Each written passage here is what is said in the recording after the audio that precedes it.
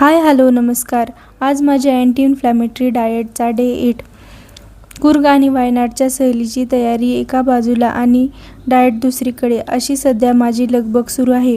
सकाळी धन्याचं पाणी पिऊन 5000 स्टेप्स पूर्ण केल्या आणि नाश्त्याला मस्त ओट्स, बेसन चिल्ला आणि आवळ्याची चटणी खाल्ली, ज्यामुळे कामासाठी छान एनर्जी मिळाली.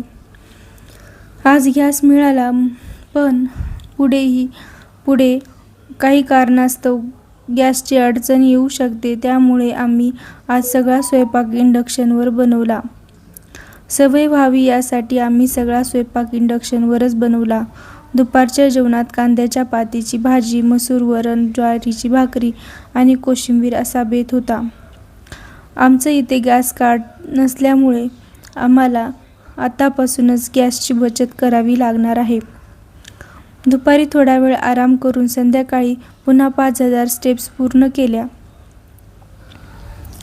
संध्याकाळी आल्यावर मस्त उकडलेले हरभरे आणि सोबत चुरमुऱ्याचा चिवडा केला. मी पुन्हा पॅकिंगला लागले. सहलीच्या उत्साहात आजचा दिवस कधी संपला समजलंच नाही.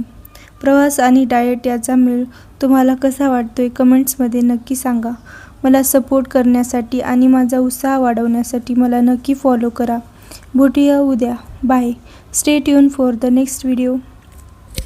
Thank you for watching.